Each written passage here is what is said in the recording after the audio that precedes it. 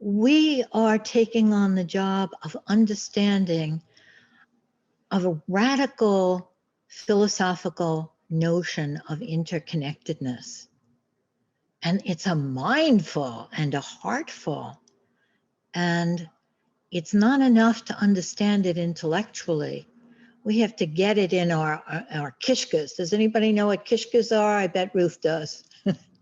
We have to get it here in our guts. The first principle of focusing philosophy is that we aren't made out of separate things. Jean calls that the unit model. There's this person here that's this thing, and this person here that's this thing, and they're interacting or colliding. But Jean is inviting us to a different way of thinking, not thinking about things, separate things, but thinking about the nature of life as interaction. And many spiritual traditions have this kind of idea too, of that we're made out of interaction. We are interaction. And the thing that's hard to grasp is that we are absolutely individual, unique, complex, irreplaceable individuals. There's nobody like any of us. And each of us knows something about the whole, about the universe, that nobody else can know because of our experience, because of our heritage, because of our genes, because of all kinds of things. That we're absolutely unique and limitlessly complex, that we tune into ourselves and it goes way out to other generations and to the future, and to this body wisdom that's so organic and that has this flow of life in it. And at the same time, we're inseparable. We are one organism.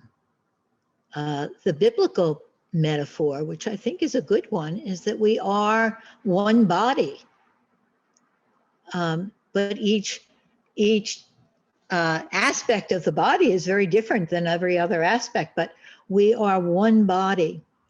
And recently I've been taking heart by watching this show, and I'll put it in the chat. Maybe Isabel, you could put it in the chat for me. It's on PBS called The Age of Nature. And in this show, it's demonstrating how ecological systems, healthy ecological systems, are dependent on the biodiversity, dependent on all of these things interacting with each other. And every little creature is an essential part of that biodiversity, and you'll see that. But that's a wonderful sort of model for our getting our minds around ourselves as the human diversity, the human system that is all one organism together. And some of you watched Greg Madison's talk about inner democracy, about all the voices within us that need to be heard and all the voices between us, and that there isn't this big difference between the inside and the outside. So we have to have the diversity of ourselves and the diversity of each other in order to have the well-being of our human ecosystem. Now, can we get our minds around that at a time of incredible separations and gaps? How can we? I think maybe to understand that it's absolutely natural for us as humans when we're stressed and overwhelmed with complexity and uncertainty, what we do is we simplify. We simplify all this complexity so we can feel some kind of order. And the way that we do that is we have an us and a them. We're like this, but they're like that. I can't talk to them. I can't even be curious about what they think because that's them. Can't understand them. There's a good and a bad, and these dichotomies are very, very natural to us. And it's very difficult to put that together, that we are one interaction, and yet our instinct in times of stress, as Clara put it, is fight, flight, black, white, right, wrong. Let's see if we could just make space for that human tendency. I want to say to you that my deepest conviction is that the only thing, and that may sound like an exaggeration, but I'm going to say it like that, the only thing that can help us to rebalance our world, to be in that forward movement flow, is the sense of interconnectedness that leads us to listening. Listening is the action, is the practice of interconnectedness. And that's why it's so hard when you're anxious to really listen, to really be curious. We just wait until the other person stops so we can rebut what they said, or we can show them a better way to think, or set them straight. I mean, all of us, we want to have the right reply. So we listen to reply, not to understand. And from my point of view, that practice of interconnectedness, that's listening, is like planting a tree. Anytime we can really listen, especially to somebody we don't understand, somebody that threatens us, somebody that we don't like, or somebody that we're in a fight with in ourselves, when we can make that space of being at home enough in ourselves and our own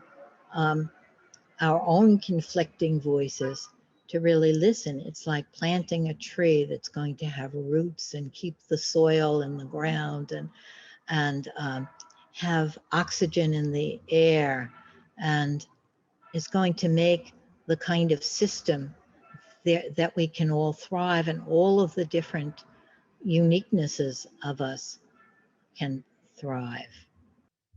Now that sounds a little overly pie in the sky, I think, in a moment like this, and optimistic. But let's see if we can find that place in ourselves, that focusing place, that bodily place, that home in ourselves. Take a breath into that. That home of ourselves has a lot of room in it, and we can feel safe there. The home of ourselves and the home of this us that we're making together. We can feel safe, and safe enough to find that little bit of curiosity and openness toward ourselves, all the parts of ourselves, and toward the others. We can find that settledness that empowers us to make that bridge of listening. When you listen to someone, you're never the same anymore. The next thing you say will be different than it would before, because whatever they're saying, if you're really listening, it's going to change you.